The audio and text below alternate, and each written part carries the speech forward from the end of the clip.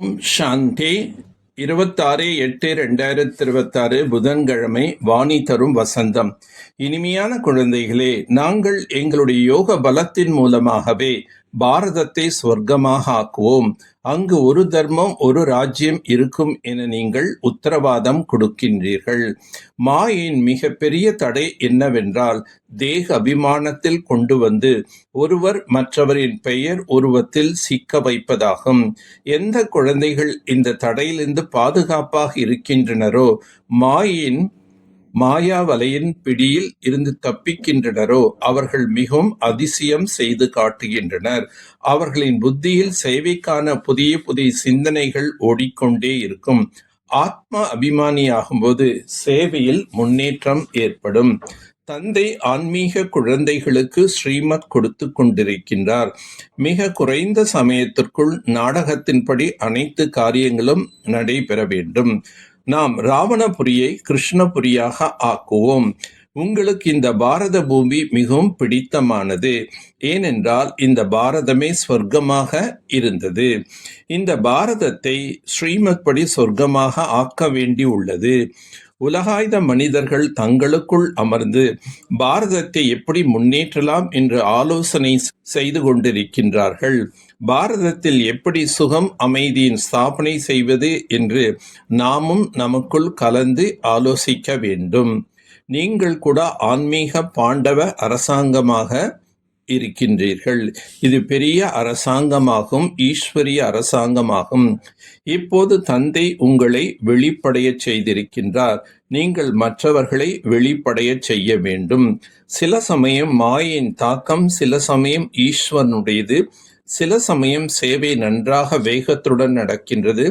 சில சமயம் பல குழந்தைகளுக்குள் மாயின் தடைகள் உண்டாகின்றது. மாயை ஒரேடியாக மயக்கமடைய செய்து வைத்து விடுகின்றது. சண்டைக்கான மைதானமாக உள்ளதல்லவா? மாயை ராமனின் குழந்தைகளை மயக்கமடைய செய்து விடுகின்றது. நான் இந்த பிரம்மாவின் உடலில் பிரவேசம் செய்து இந்த சரீரமுடையவர் மூலம் ஸ்தாபனை காரியம் செய்கின்றேன் என்று தந்தை கூறுகின்றார். சங்கருக்கு இந்த நாடகத்தில் எந்த நடிப்பும் கிடையாது. பத்தித்த பாவன் தந்தை எப்போது வருவார் என்பது மனிதர்கள் கொஞ்சமும் புரிந்து கொள்வதில்லை. புத்திசாலி குழந்தைகள் தான் புரிந்து கொள்கிறார்கள். சேவையை எப்படி விருத்தி அடைய வைக்கலாம் என குழந்தைகளாக நீங்கள் தங்களுக்குள் கலந்து ஆலோசனை செய்ய வேண்டும். குழந்தைகளின் நிலையோ மேலும் கீழுமாக என்று மாறியபடி இருக்கின்றது. பாபா சாட்சியாக பார்க்கின்றார். அவ்வப்போது குழந்தைகளின் மீது கிரகச்சாரம் ஏற்பட்டு விடுகின்றது. அதனை நீக்குவதற்கான முயற்சிகளை செய்வித்தபடி இருக்கின்றார். தந்தையை நினைவு செய்யுங்கள் என அடிக்கடி கூறுகின்றார். ஆனால் தேக அபிமானத்தில் வந்து விடுகின்றனர்.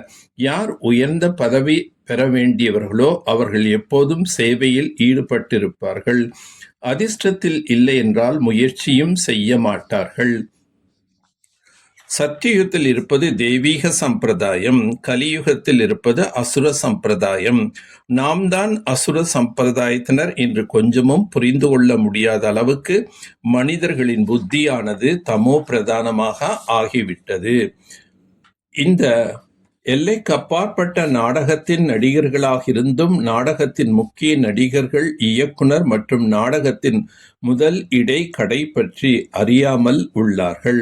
குழந்தைகள் பெயர் உருவத்தில் ஒருபொழுதும் மாட்டிக் கொள்ளக்கூடாது. ஏனென்றால் மாயை மூக்கை பிடித்து படுகுழியில் விழ வைத்துவிடும். மாயை மிகவும் அடி கொடுத்துவிடும். இங்கேயே பிரியதர்ஷனியாக ஆகிவிடக் கூடாது. சென்டர்களில் கூட இவ்வாறு மாயையின் தடைகள் உண்டாகின்றன. உங்களுக்கு எந்த விஷயத்திலும் சந்தேகம் எழக்கூடாது. மனதில் சந்தேகம் வந்ததென்றால் நல்ல விதமாக சேவை செய்ய முடியாது. உள்ளுக்குள் ஏமாற்றம் அடைந்தபடி இருப்பார்கள். தைரியம் இருக்க வேண்டும். ஏணிப்படிகளின் படத்தை விமான நிலையத்தில் வைப்பதற்காக ஏதாவது யுக்தியை உருவாக்க வேண்டும். இந்த படத்தை பார்த்து அனைவரும் குஷி அடைவார்கள். கடைசியில் நமக்கு வழி கொடுப்பவர் யார் என்று புரிந்து கொள்வார்கள். ஆக குழந்தைகளுக்கு மிகவும் போதை ஏற வேண்டும். குழந்தைகளாகி நீங்கள் யுத்த மைதானத்தில் இருக்கிறீர்கள். மாயை ராவனோடு உங்களுடைய யுத்தம் நடைபெறுகின்றது. மாயை மிகவும் தடைகளை ஏற்படுத்துகின்றது. குழந்தைகள் மிகவும் எச்சரிக்கையாக இருக்க வேண்டும். அனைவரும் தம்முடைய முன்னேற்றத்தை குறித்து சிந்திக்க வேண்டும். சித்திரங்களை வைத்து எப்படி புரிய வைப்பது, சேவை எப்படி அதிகரிப்பது, சித்திரங்களில் மனிதர்கள் சகஜமாக புரிந்து கொள்ளும்படியாக என்ன அதில் போடலாம் என்றெல்லாம் சிந்திக்க வேண்டும். தேக அபிமானத்தில் தியாகம் மூலம் சிரேஷ்ட பாக்கியத்தை உருவாக்கக்கூடிய அனைத்து சித்தி சுரூபமானவர் ஆகுக. தேக அபிமானத்தை தியாகம் செய்வதற்காக அல்லது ஆத்ம உணர்வு உள்ளவர் ஆவதின் மூலம் பாபாவின் சர்வ சம்பந்தங்களின் சர்வ சக்திகளின் அனுபவம் ஆகும். இந்த அனுபவம் தான் சங்கம யுகத்தின் சர்வசிரேஷ்ட பாக்கியமாகும். விதிகளை உருவாக்குவர் பாபாவின் மூலம் விதி முறை கிடைத்துள்ளது. இந்த விதியை தனதாக்குவதன் மூலம் விருத்தியும் ஆகும், சர்வ சித்திகளும் பிராப்தமாகும்.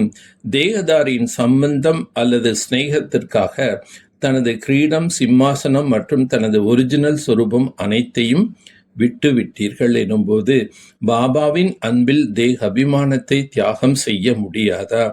இந்த ஒரு தியாகத்தினால் சர்வ பாக்கியமும் கிடைத்துவிடும். கோபத்திலிருந்து விடுபட்டவராக ஆக வேண்டுமானால் சுயநலத்திற்கு பதிலாக சுயநலமற்றவர் ஆகுங்கள். ஆசையின் ரூபத்தை மாற்றிவிடுங்கள். பாபாவுடன் கூட நீங்கள் அனைவருமே உறுதிமொழி எடுத்துக் கொண்டிருக்கின்றீர்கள். பவித்திரதா மூலம் நாம் இயற்கை கூட தூய்மையாக ஆக்குவோம். சங்கல்பத்தை நிறைவேற்றுவதற்காக பாப்தாதா விரும்புகின்றார். உலகத்தில் ஒவ்வொரு குழந்தையும் முதலில் பற்றுதலிருந்து விடுபட்டவர் ஆக வேண்டும். சாதனங்களிடம் அல்லது மனிதர்களிடம் சாதனங்களை பயன்படுத்துவது வேறு பொருள், பற்றுதல் என்பது வேறு பொருள். எனவே பாப்தாதா ஒவ்வொரு குழந்தையும் முதலில் பற்றற்றவராக ஆக வேண்டும் என்று விரும்புகின்றார். நல்லது. ஓம் சாந்தி, ஓம் சாந்தி, ஓம் சாந்தி.